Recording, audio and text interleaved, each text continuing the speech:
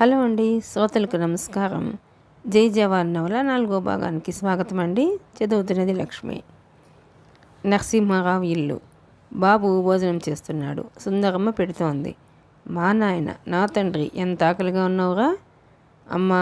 నీ చేత్తో ఏది పెట్టినా అమృతంలా ఉంటుందే. నువ్వెంత మంచిదానివి అమ్మా. నాన్నతో చెప్పి ఆ పెద్ద కారు కాస్త ఇప్పించవే. ఒక్క కార్యం కర్మరా, నేను చెప్పిన పని చేశావంటే నీకు పెద్ద విమానమే కొనిపెట్టమంటాను. ఏమిటో ఆ పని చెప్పవే, నిమిషంలో చేసేస్తాను. నీ ఇంగ్లీష్ పెళ్ళాన్ని వదిలేయరా. బాబు ముఖం నిలబడింది. అంతలోకి తమాయించుకున్నాడు.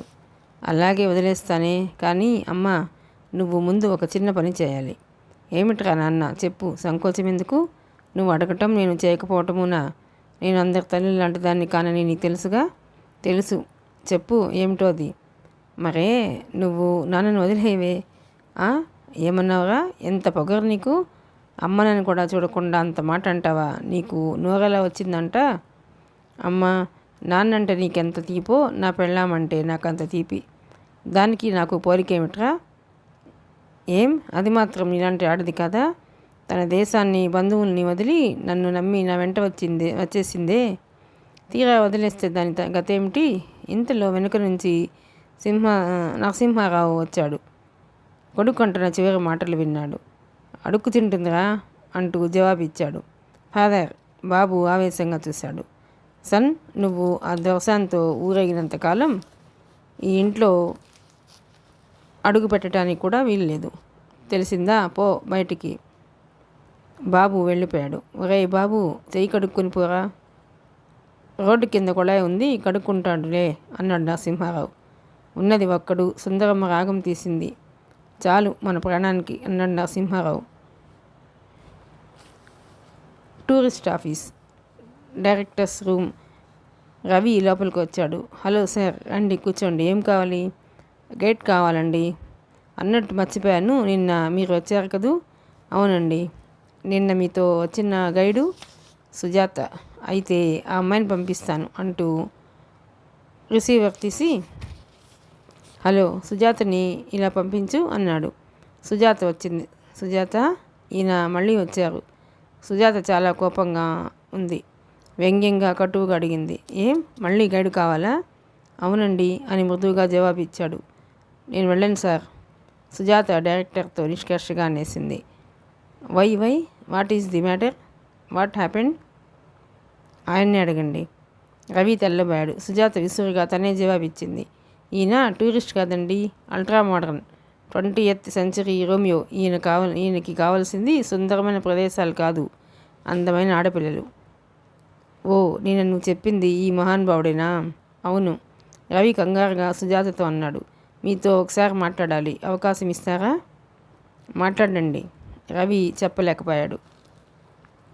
ఏ మిస్టర్, నువ్వు ఇక్కడి నుంచి మర్యాదగా అవతలికి వెళ్ళు. ఇంకోసారి ఇటువైపు వచ్చావంటే పోలీస్ రిపోర్ట్ ఇస్తాను. వెళ్ళవయ్యా, వెళ్ళు. డైరెక్టర్ నిర్మోహమాటంగా అనేశాడు. రవి ఒంటరిగా గదిలో కూర్చుని ఉన్నాడు. అతని చేతిలో ఆల్బమ్ ఉంది. సుశీల మాటలు, చేష్టలు ఎంత వద్దనుకున్నా పదే పదే గుర్తుకు వస్తున్నాయి. యుద్ధరంగంలో సుశీల నర్సుగా ఎంత మొండిధైర్యంతో తనని రక్షించింది.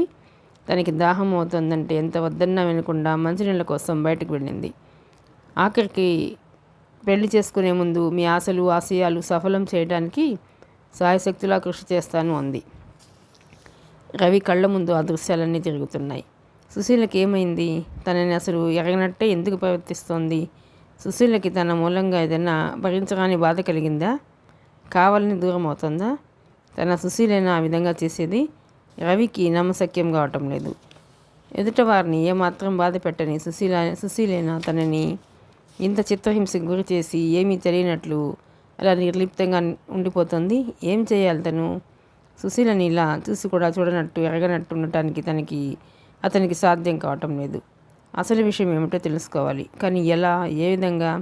అదే అతనికి తోచడం లేదు. రవి సుదీర్ఘంగా ఆలోచించి చివరికి ఒక ఉత్తరం రాయసాగాడు. Tourist office, lunch time. Guides అందరూ కూర్చొని లంచ్ తీసుకుంటున్నారు. ఇంతలో పోస్ట్ మ్యాన్ వచ్చాడు. మిస్ సుజాత? ఎస్.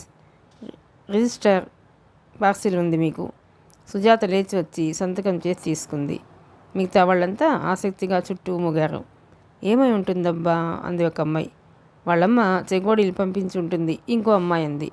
అందరూ ఫక్కున నవ్వారు. మరో అమ్మాయి అనుమానంగా చూసింది.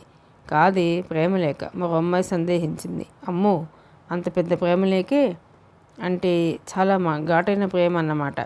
ఎంత ఘాటు ప్రేమయో ఒక అమ్మాయి కూనిరాగం తీసింది. అందరూ గొల్లున నవ్వారు. సుజాత విప్పి చూసింది. తీరా చూస్తే అందులో ఉన్నది ఒక ఆల్బమ్. సుజాత మొదటి పేజీ తెరవగానే తన ఫోటో కనిపించింది. టక్కున మూసేసింది. చుట్టూ ఉన్న అమ్మాయిలు చూడనే చూశారు. అమ్మ దొంగ, గ్రంథం చాలా ముదిరిందే, ఎంత నాటకమాడావు, ఇష్టమైనట్టు నటించావే, నిన్న పోట్లాడినట్టు నటించి మమ్మల్ని అందరినీ ఫూల్ చేసావు కదే నా తల్లి. ప్రణయ కలహం కాబోలు. షటప్ కోపంగాని అవతల రూమ్లోకి వెళ్ళిపోయింది. సుజాత ఆల్బమ్ తీసి చూసింది. ఫోటోలన్నీ ఒక్కొక్కటి వరుసగా చూసింది. చివరి పేజీలో రవి రాసిన ఒక ఉత్తరం ఉంది. సుజాత ఆతృతగా చూసింది. అందులో ఇలా ఉంది. నా ప్రియమైన సుశీల, ఏమిటి అన్యాయం, పేరు కూడా మార్చుకుని ఎందుకు నన్ను ఇలా వేధిస్తున్నావు?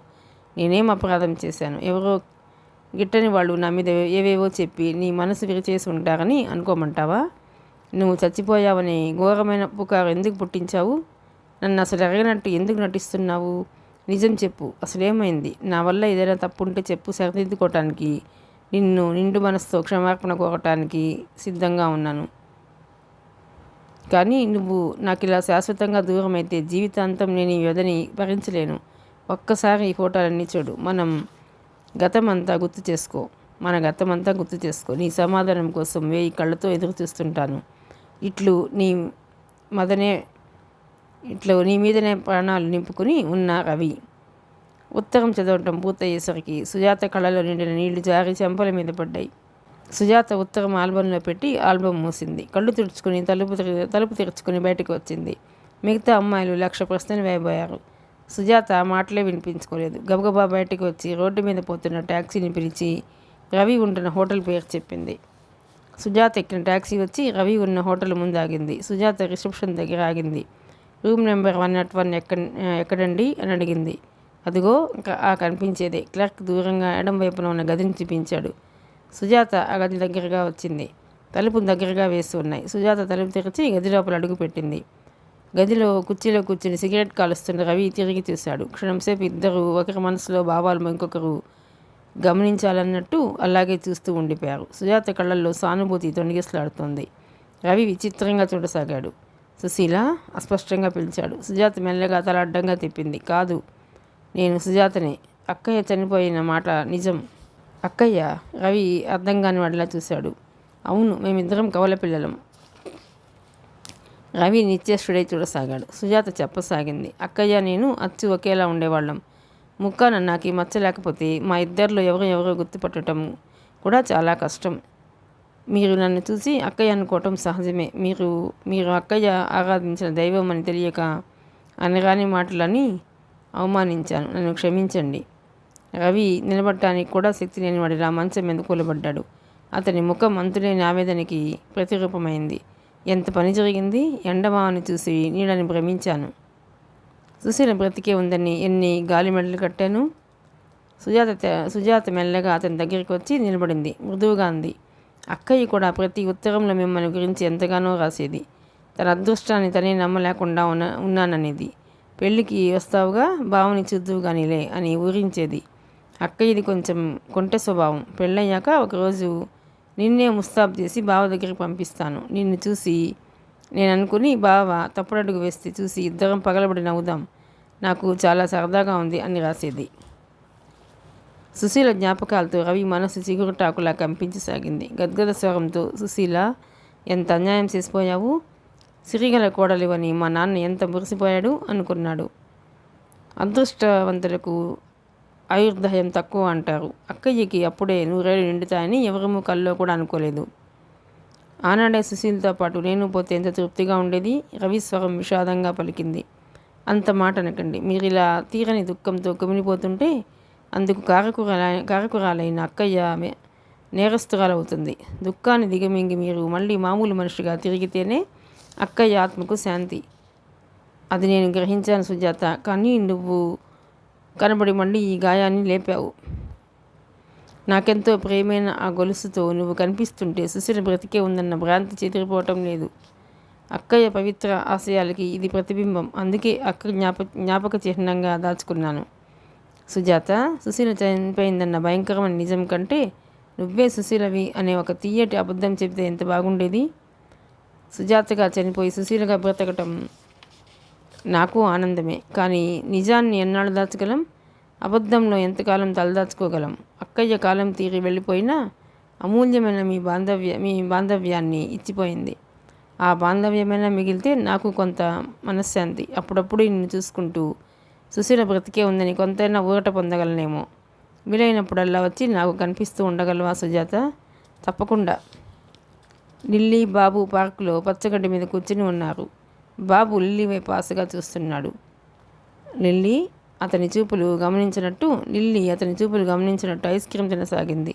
బాబు నిష్ఠూరంగా అడిగాడు. లిల్లీ, ఒక మాట అడగనా? అడుగు.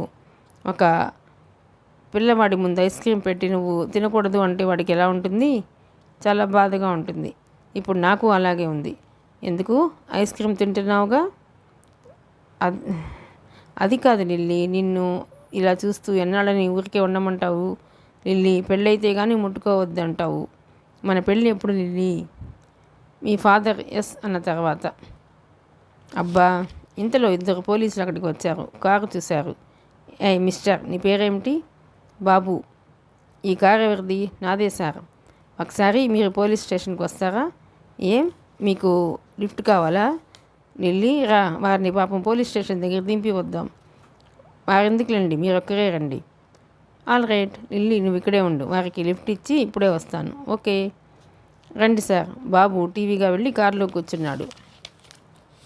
Police station. నరసింహారావు కారు నిలబెట్టి ఉంది. సబ్ ఇన్స్పెక్టర్, రండి సార్, ఇది మీ కారేగా అన్నాడు. కారు చూడగానే నరసింహారావు ప్రాణం లేచి వచ్చింది. మాదేనండి. ఎక్కడ దొరికింది అని అడిగాడు సంతోషంగా. ఎవడో దర్జాగా వేసుకు తిరుగుతుంటే పట్టుకున్నాం. అమ్మ గాడిద కొడుకు. ఎవడు వాడు? లాకప్లో పెట్టాం. రండి చూద్దరు కానీ. పదండి. సబ్ ఇన్స్పెక్టర్ నరసింహారావుని లోపలికి రమ్మని కూర్చోపెట్టి పోలీసుతో అతన్ని తీసుకురా అన్నాడు. గ్యారేజ్లో కారు ఎత్తుకుపోయాడు. వాడెవడో గజ దొంగ అయి ఉంటాడండి. మీరు అట్టా ఇట్టా శిక్షతో వదలకూడదు అంటుండగా బాబు వచ్చాడు. పిలిచాకుట? పోలీస్ ఆఫీసర్ని సీరియస్గా అడిగాడు. బాబుని చూడగానే నరసింహారావుకి భూమి తలకిందులైనట్టుగా కనిపించింది. నువ్వట్రా అన్నాడు. ఇతను మీకు తెలుసా? సర్కిల్ అడిగాడు. నరసింహారావు మాట్లాడలేదు. వీరిని నువ్వు ఎరుగున్నావా? బాబుని అడిగాడు. అయ్యో, ఎరుగుండడం ఏమిటండి? ఈజ్ మై డాడీ, మా నాన్నారు. చివరికి దొంగతనానికి దిగావుట్రా? నరసింహారావు హుంకరిస్తూ అన్నాడు. Non sense. నేనా? దొంగతనమా? నాకు అంత కర్మ ఏం పట్టింది? సార్, మీరే చూడండి, ఈ కారు ఎవరిదో? బాబు సి సర్టిఫికేట్ తీసి చూపించాడు. శ్రీమతి కె సుందరమ్మ, ఆవిడ నా భార్యండి, మా అమ్మండి. సర్కిల్ ఇన్స్పెక్టర్ వింతగా ఇద్దరు వైపు చూశాడు. అసలు రిపోర్ట్ ఎందుకు ఇచ్చాడో ఆయన అడగండి అన్నాడు బాబు. సర్కిల్ నరసింహారావు వైపు చూశాడు. ఏం, నా భార్య కాకపోతే రిపోర్ట్ ఇచ్చే అధికారం నాకు లేదా? ఓహో, మా అమ్మగారి కారు తెచ్చుకునే హక్కు నాకు లేదా? నోర్మయ్, నేను మీతో మాట్లాడడం లేదు. అబ్బబ్బా, ఆపండి మీ గొడవ. సార్, ఇది మీ కుటుంబ విషయం. మీ ఇంట్లో తెలుసుకోవాలి కానీ పోలీస్ రిపోర్ట్ ఇచ్చి అల్లరి చేసుకుంటారా? వెళ్ళండి అన్నాడు విసుగ్గా.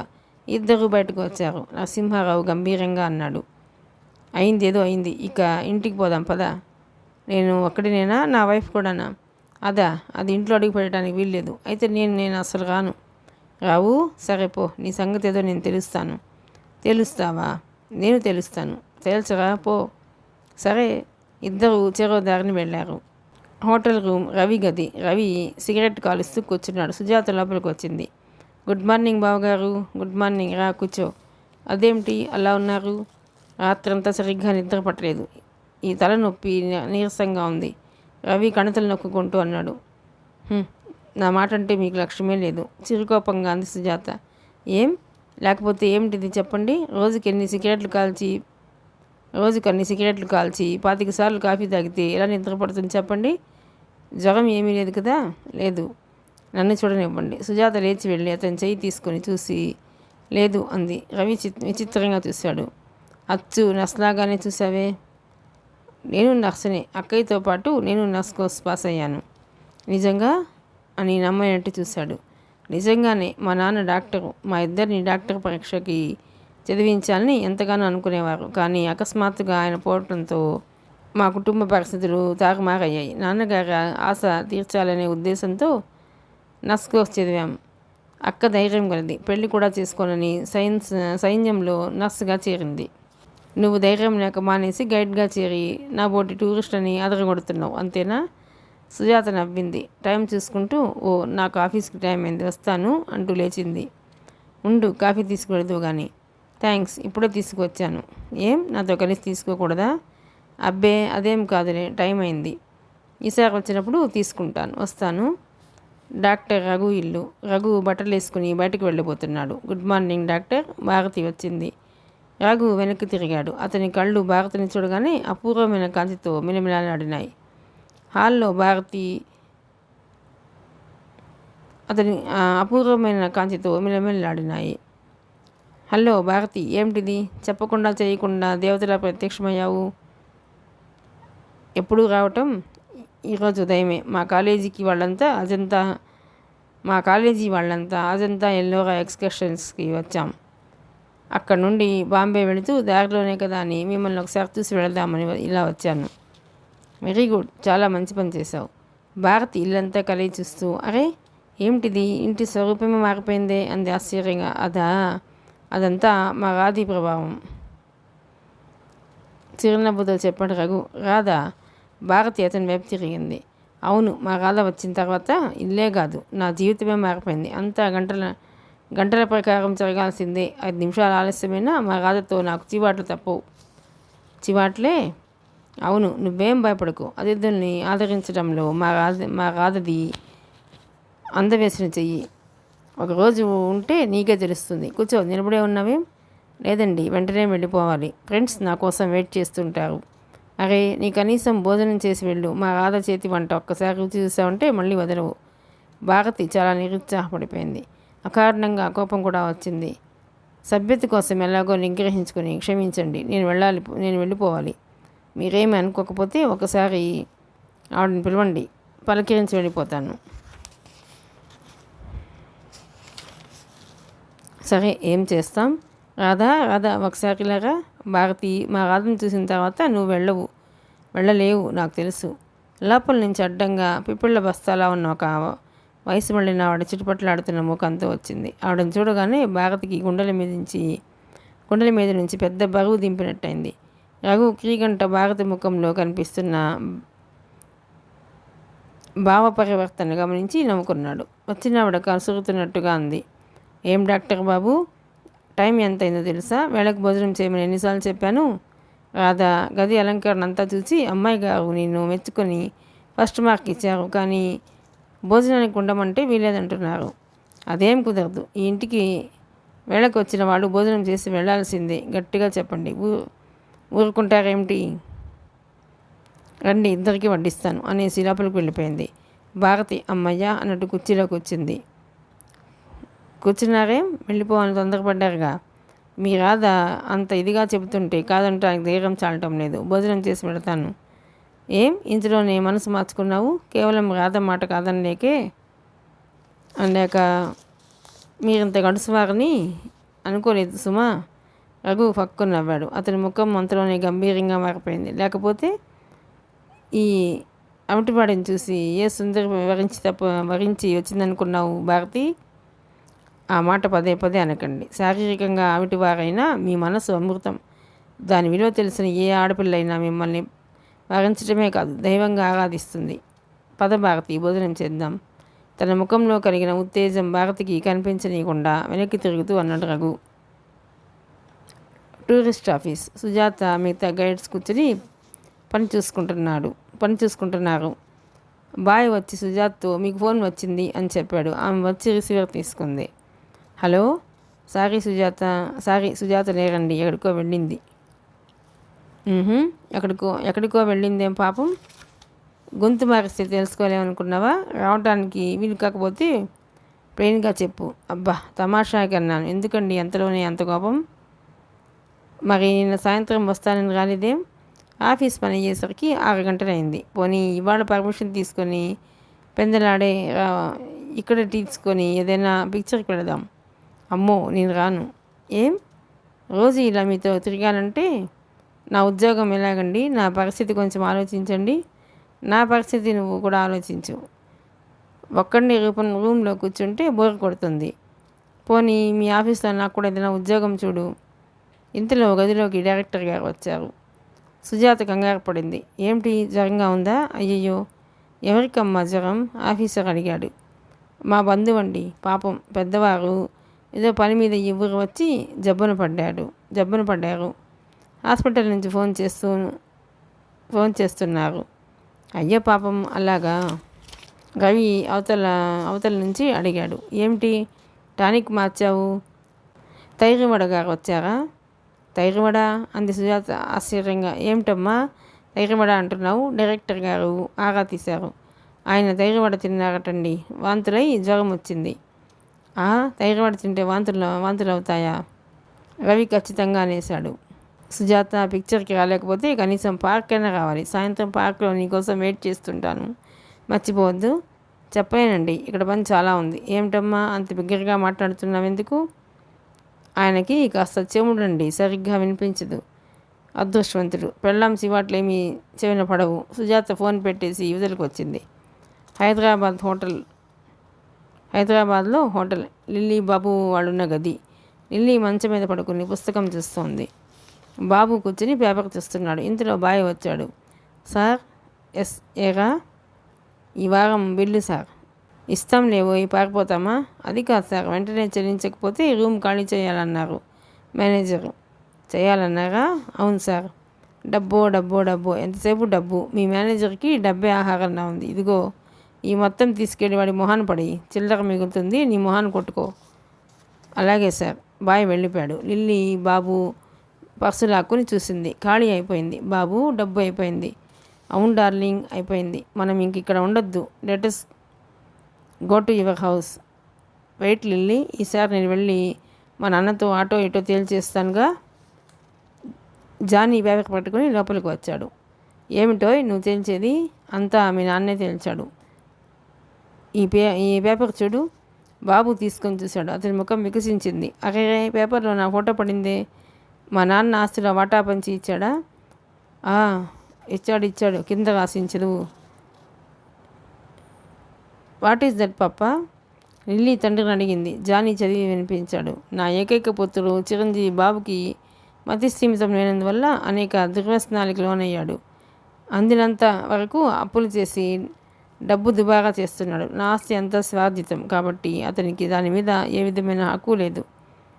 అతను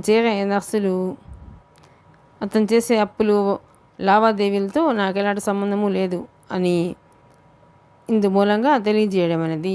ఇట్లు కె నరసింహారావు. ఏమిటి, నాకు మతిస్థిమితం లేదు, నాకు దుర్వ్యసనాలు ఉన్నాయా? Great insult. ఇప్పుడే వెళ్ళి మా నాన్న మీద యుద్ధం ప్రకటిస్తాను. బాబు ఆవేశంతో ఊగిపోయాడు. I will kill you out. He will kick you out.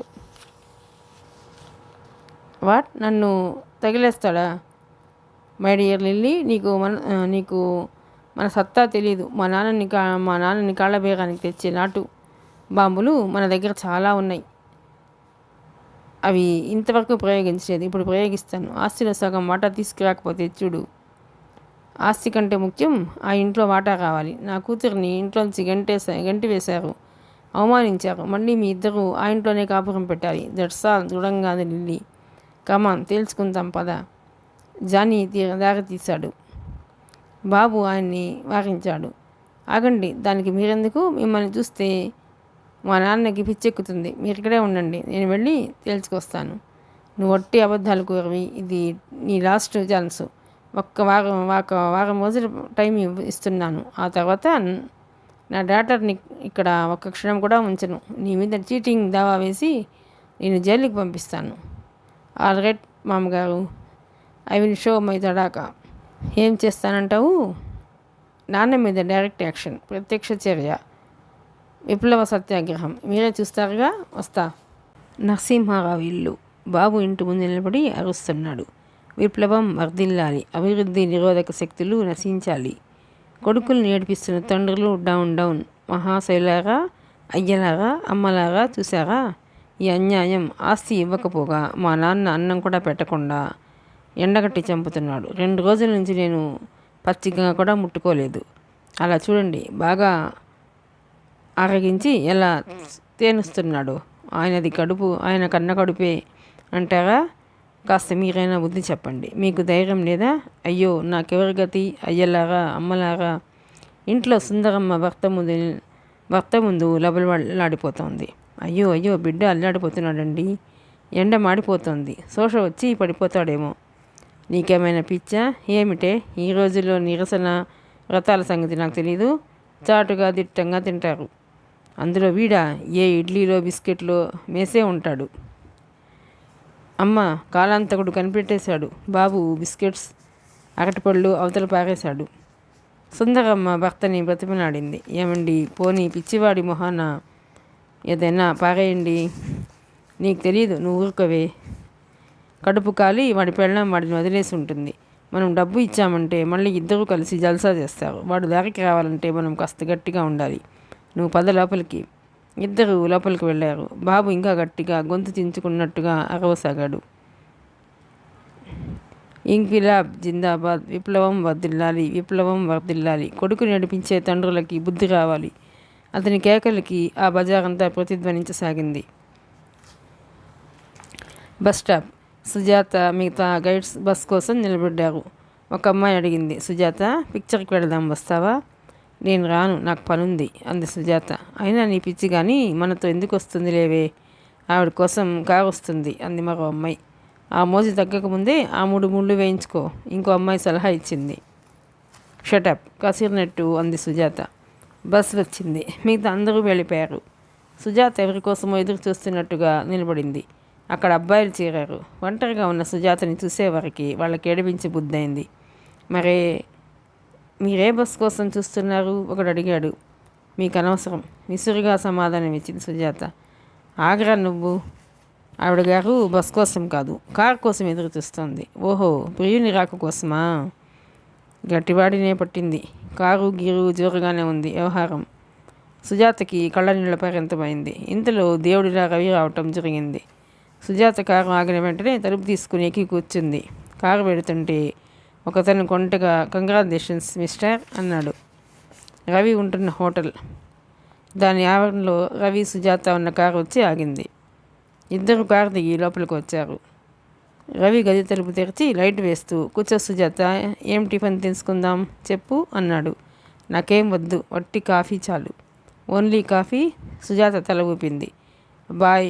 Ravi గది బయటికి వచ్చాడు. అక్కడ నిలబడి ఉన్న మేనేజర్ మీతో మాట్లాడాలి అన్నాడు. ఏమిటో చెప్పండి. సార్, మా హోటల్ మంచి పేరున్న హోటల్ అండి. ఇక్కడికి ఎంతోమంది మర్యాదస్తులు కుటుంబాలతో వస్తుంటారు. అయితే ఇలా గదుల్లో ఆడపిల్లల్ని తీసుకొస్తే హోటల్కి చెడ్డ పేరు వస్తుందండి. ఏమిటి మీరు అనేది? ఆ అమ్మాయి ఎవరో తెలుసా? కోపంగా అడిగాడు రవి. తెలుసు సార్. ఎక్కడ పని చేస్తుందో కూడా తెలుసు. తెలిస్తే కోప్పడకండి సార్, చెప్పవలసిన డ్యూటీ కనుక చెప్పాను. తర్వాత మీ ఇష్టం. సరే, 2 కాఫీలు పంపించండి. రవి విసురుగాని లోపలికి వచ్చాడు. గదిలో సుజాత కళ్ళనీళ్లతో నిలబడి ఉంది. ముఖం అంతా ఎర్రగా కందిపోయింది. రవి కంగారుగా దగ్గరికి వచ్చాడు. సుజాత, ఏమిటిది? ఏమిటి కన్నీరు? నేను అంతా విన్నాను. లోకులు కాకులు సుజాత, ఏమైనా అంటారు. మనలో ఏ లోపం లేనప్పుడు ఎందుకు బాధపడాలి? వాళ్ళని ఏం ప్రయోజనం? ఈడొచ్చిన ఆడవాళ్ళు పరాయి మగవాడితో చనువుగా తిరుగుతూ ఉంటే లోకం అలా అనుకోవటం సహజమే. మనమే జాగ్రత్త పడి దూరంగా ఉండటం మనిద్దరికీ క్షేమం అనుకుంటాను. లోకానికి భయపడి నాకు దూరం అవుతావా సుజాత? వద్దు. మనం ఇంకా దగ్గరై వాళ్ళ నోళ్ళు మూతపడేట్టు చేద్దాం. అంటే? సుజాత అర్థం కానట్టు చూసింది. అర్థం కాలేదా? మనం పెళ్లి చేసుకుందాం. పెళ్ళా? సుజాత ముఖం పాలిపోయింది. అవును, తప్పేముంది? వద్దు. మీకు ఆలోచన ఎక్కడ కలుగుతుందన్న భయంతోనే దూరంగా తిరుగుతున్నాను. ఎందుకు తిరగాలి సుజా? ఒకప్పుడు మీ అక్కయ్య నిన్ను ముస్తాబు చేసి బావ దగ్గరికి పంపిస్తాను అని రాసిందన్నవే నీకు జ్ఞాపకం ఉందా? కాలం తీరి తను వెళ్ళిపోతానని, ఆ స్థానం నువ్వు ఆక్రమించాలని ఉండబట్టే ఆమె ఆ కోరిక కోరిందేమో. సుజా ఎంతో అనురాగంతో ఆమెకు నేను బహుకరించిన లాకెట్ అనుకోకుండా నీ కంఠాన్ని అలంకరించటం కూడా అందుకేనేమో. క్షమించండి అక్కయ్యకు మీరు ఆత్మీయులన్న అభిమానం వల్ల, నా సోదరి వియోగం వల్ల మీరు ఇంత దుఃఖంలో ఉన్నారే అనే సానుభూతి చేత మీతో ఈ మాత్రం చనువుగా మెలిగాను. ఇన్నాళ్ళు నేను లోపల పడుతున్న బాధ ఆ పరమాత్ముడికే తెలుసు. నన్ను క్షమించండి. దయ ఉంచి పెళ్లి ప్రస్తావన మాత్రం తీసుకురాకండి. ఇక నేను మీ కళ్ళ ముందు ఉండటం నాకు మీకు కూడా శ్రేయస్కరం కాదు. నన్ను మర్చిపోండి అంటూనే సుజాత మెడలో నుంచి గొలుసు తీసి టీపాయ్ మీద పెట్టేసింది. సుజా రవి దెబ్బతిన్నవాడిలా చూశాడు. సుజాత అతని పిలుపు వినిపించుకోకుండా తల తిప్పుకుని గబగబా వెళ్ళిపోయింది. రవి మ్రాన్పడిన శిలాప్రతిమలా నిలబడిపోయాడు. అతనికి సుజాత ప్రవర్తన అవంత కూడా అర్థం కాలేదు. నరసింహారావు గారి ఇల్లు. కస్తూరిని చూడటానికి పెళ్లివారు వస్తున్నారు. కస్తూరి ముఖం మార్చుకుని కూర్చుంది. తల్లి ఖరీదైన చీర తెచ్చి కట్టుకోమని ఇచ్చింది. ఇంకా జడైనా వేసుకోకుండా కూర్చుని ఉన్న కూతురిని చోద్యంగా చూస్తూ, అయ్యో ఇదేమిటే ఇంకా ఇలాగే కూర్చున్నావు, పెళ్లివారు వచ్చే వేళవుతుంది, లేచి ఈ చీర కట్టుకో అంది. కస్తూరి చీర విసిరేసింది. తల అడ్డంగా తిప్పుతూ, నాకు ఈ పెళ్ళి ఇష్టం లేదమ్మా అంది. ఇదేం కర్మమే, వాడు చూడబోతే అలా, నువ్వు చూడబోతే ఈ విధంగా, ఇంకా నీకు బావ మీద ఆశ చావలేదా? వాడిని మనసులో పెట్టుకునేనా నిక్షేపణ లాంటి సంబంధాలన్నీ వద్దంటున్నావు? నా మాట వినమ్మా, నా తల్లివి కదూ. ఏమే అమ్మాయి ఎక్కడా అయిందా? బయట నుంచి నరసింహారావు కేక వేశాడు. అరుగో నాన్న వస్తున్నారు, అసలే కోపంగా ఉన్నారు. ఈ మాట విన్నారంటే నిన్ను నన్ను ఇద్దరిని చంపేస్తారు. మా అమ్మగా సుందరమ్మ కూతురిని గడ్డం పుచ్చుకొని బ్రతిమలాడింది. కస్తూరి తల్లి చేతిని తీసేసింది. పోపో, నాకు ఇష్టం లేదు. నాన్నంటే నాకు భయం ఏమిటి? నాన్నకే చెప్పేస్తాను.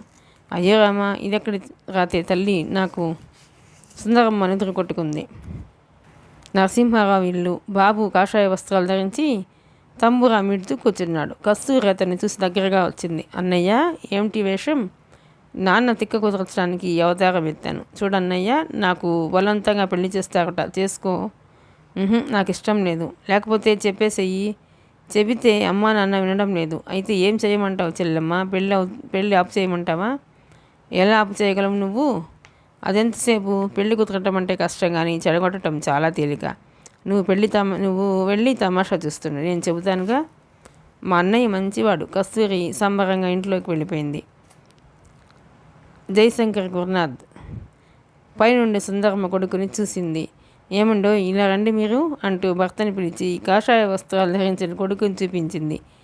ఆహా, చిప్ప ఒకటి మొహాన్ని పడేయి, అడుక్కు తింటాడు. పెళ్లి వాళ్ళు వస్తే ఎలాగండి?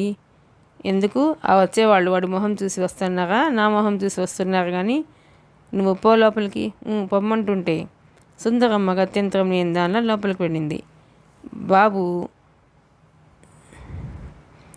ఏమి జీవనము అంటూ తత్వం పాడసాగాడు. పెళ్లివారు వచ్చారు. పురోహితుడు బాబుకు నమస్కరించాడు. ఎవరా బైరాగి? పెళ్లి కొడుకు తండ్రి అడిగాడు. రావు బహదూర్ నరసింహారావు గారి ఏకైక పుత్రుడు, అమెరికా నుంచి వచ్చాడు. మరి ఇదేం వేషం? మా నాన్నతో వియ్యమందితే మీ అబ్బాయి గతి ఇంతే. నిజంగా? పెళ్లి కొడుకు భయంగా అడిగాడు. నిజంగానే నాన్న, వీళ్ళకో దండం, వీళ్ళ సంబంధానికో దండం. నేను చచ్చిన ఆ ఇంట్లో అడుగు కూడా పెట్టను. పెళ్లి కొడుకు మొండికేశాడు. కారులో నుంచి దిగిన వాళ్ళు మళ్ళీ ఎక్కారు. లోపల నుంచి చూసిన సుందరమ్మ లవలవలాడింది. ఏమండి, ఎక్కడ మీరు? ఈ పెళ్లివారు వెళ్ళిపోతున్నారండి. నరసింహారావు గబగబా బయటకు వచ్చాడు. ఏమండి, నా మాట ఒకటి వినండి అన్నాడు. ఇక్కడ చూసించాలు, ఇంకేం వినవసరం లేదు. వాళ్ళు వినిపించుకోకుండా వెళ్ళిపోయారు. నరసింహారావు కొడుకుని కొట్టబోయాడు. రాస్కెల్, ఇదట్రా నువ్వు చేసేది? వాకిట్లో కూర్చుని వచ్చిన సంబంధాలు చెడగొడతావా గాడిద? సుందరమ్మ పరిగెత్తుకొచ్చింది. ఏమండి, నాన్న ఆగు. బాబు హుంకరించాడు. నాన్న, నా మీద దౌర్జన్యానికి దిగావా? సత్యాగ్రహం తీవ్ర రూపం దాలుస్తుంది. ఏం చేస్తావేం? ఇదిగో డబ్బా. ఇందులో ఏముందో తెలుసా? ఏముందేం? పెట్రోల్ ఎందుకురా? సుందరం అమాయకంగా అడిగింది. ఆత్మశాంతికి అమ్మ. పెట్రోల్ పోసుకుని నిప్పు అంటించుకుంటాను. అమ్మ నాయనో, ఇంకేమైనా ఉందా? సుందరమ్మ గుండెలు బాదుకుంటూ ఏడుపు లంఘించుకుంది. నోరు మొయ్యవే నువ్వు. నరసింహారావు భార్యని కసిరాడు. కొడుకు వైపు తిరిగి ఆ డబ్బా లాక్కుని, నీకెందుకురా అంత శ్రమ? నేనే పోసి అంటిస్తానుండు కుమ్మరించాడు. డబ్బాలో ఉన్నది పెట్రోలు కాదు, నీళ్లు. చూసావటే, ఒట్టు నీళ్లు. లేకపోతే ఈ వెధవకి ఎంత ధైర్యం కూడానా? అయ్యో అయ్యో, ఏమిటండి ఈ అల్లరి? ఇప్పటికి జరిగింది చాలు. తండ్రి కొడుకులు మీ ఇద్దరు ఇలా తగువ పడుతుంటే అమ్మాయి పెళ్ళి ఎలా అవుతుందండి? నా మాట విని వాడి మొహాన తృణమో పడమో పారేయండి. నరసింహారావు కాస్త మెత్తబడ్డాడు. బాబు లొంగి రాలేదు. అదంతా కుదరదు. హాఫ్ షేర్, సగం వాటా ఇవ్వాల్సిందే. సరే నడు, ప్లీడర్ని పిలిపించి నీ వాటా నీకు పారేస్తాను. పద లోపలికి. ఆ ప్లీడరు నువ్వు కలిసి ఏదో లిటిగేషన్లో నన్ను ఇరికించి నా నెత్తని చేయి పడతారు. మరి ఎవరో ఒకరు మధ్యవర్తి కావాలిగా. ఎవరైతే ఒప్పుకుంటావు? బాబు క్షణంసేపు ఆలోచించి మాధవరావు మామయ్య అన్నాడు. నిజమేనండి. అన్నయ్య అయితే అల్లరి కాకుండా ఉంటుంది, అంత గుట్టుగా జరిగిపోతుంది. సరేనండి. సరే పళ్ళ బిగునన్నాడు నరసింహారావు. బాబు దిగ్విజయం సాధించిన వాడిలో నడుస్తూ లోనికి వెళ్ళాడు. Ravi hotel room. టూరిస్ట్ ఆఫీస్కి ఫోన్ చేశాడు. Hello, tourist office. అవతల స్వయంగా డైరెక్టర్ గారే తీసుకున్నారు. ఎస్, సుజాతని కాస్త పిలుస్తారా? పనుంది. ఏమిటా పని? ఎవరు మీరు? రవి గతుక్కోమన్నాడు. వెంటనే నీరసంగా గొంతు పెట్టి, ఇంకా తగ్గలేదండి అన్నాడు. ఏం తగ్గలేదు? అసలు ఎవరు మీరు? అదేనండి, జ్వరం తగ్గలేదు. ఆ సంగతి అమ్మాయితో చెబుదామని. ఓహో, నువ్వా స్వామి? చెవిటి మేడం సుజాత. రవి నిజంగానే చెవుడు ఉన్నట్టు నటించాడు. ఏమిటి పని ఉందంటారా? బాబు అబ్బబ్బా, అది కాదయ్యా. సుజాత 2 రోజులు సెలవు పెట్టి వెళ్ళిపోయింది. ఎక్కడికి వెళ్ళిందంటారు? ఏమో, నాకేం తెలుసు అంటూ డైరెక్టర్ గారు విసుగ్గా రిసీవర్ పెట్టేశాడు. నా ప్రాణం చూస్తున్నాడు వీడెవడో. వీడు హాస్పిటల్ నుంచి డిశ్చార్జ్ అయ్యేసరికి నేను అక్కడికి వెళ్ళటం ఖాయమయ్యేట్టుగా ఉంది. రవి ఫోన్ పెట్టేశాడు. సుజాత సెలవు పెట్టి వెళ్ళిపోయిందా? ఎందుకని? రవి ఆలోచిస్తుండగా టెలిగ్రామ్ సార్ అంటూ వినిపించింది. రవి లేచి వెళ్ళి తీసుకున్నాడు. నాన్నకి బొత్తిగా ఒంట్లో బాగాలేదు. వెంటనే బయలుదేరిరా భారతి అని ఉంది. రవి వెంటనే బాయ్ అని పిలిచాడు. ఏం సార్? నేను రూమ్ ఖాళీ చేస్తున్నాను, మేనేజర్తో చెప్పి బిల్ తీసుకురా. ఏం సార్ అంత హడావుడి? ఇంటి దగ్గర నుంచి టెలిగ్రామ్ వచ్చింది. అలాగా సార్. బాయ్ వెళ్ళాడు. నరసింహారావు గారి ఇల్లు. మాధవరావు అస్వస్థగా పడుకుని ఉన్నారు. డాక్టర్ వచ్చి పరీక్ష చేసి ప్రిస్క్రిప్షన్ రాసి రవి చేతికిస్తూ, టైం ప్రకారం ఈ మందు వాడండి, అవసరమైతే ఫోన్ చేయండి. నాన్న, నా మీద దౌర్జన్యానికి దిగావా? సత్యాగ్రహం. నరసింహారావు గారి ఇల్లు. మాధవరావు అస్వస్థగా పడుకొని ఉన్నారు. డాక్టర్ వచ్చి పరీక్ష తీసి ప్రిస్క్రిప్షన్ రాసి రవి చేతికిస్తూ, టైం ప్రకారం ఈ మందులు వాడండి, అవసరమైతే ఫోన్ చేయండి. Thank you doctor. నాన్న, నేను వెళ్ళి మందులు తీసుకొస్తాను. అలాగే నాయనా. రవి డాక్టర్ కలిసి యువతలకు వచ్చారు. డాక్టర్, నాన్న పరిస్థితి ఎలా ఉంది? రవి ఆదుర్దాగా అడిగాడు. బ్లడ్ ప్రెషర్ చాలా ఎక్కువగా ఉంది. మెంటల్ రెస్ట్ చాలా అవసరం. ఆయన ఎందుకో చాలా వరి అవుతున్నట్టు కనిపిస్తుంది. అందుకే నిద్ర కూడా పట్టడం లేదు. He badly needs mental rest అని డాక్టర్ గారు చెప్పారు. మిగతా కథ 5వ భాగంలోనండి.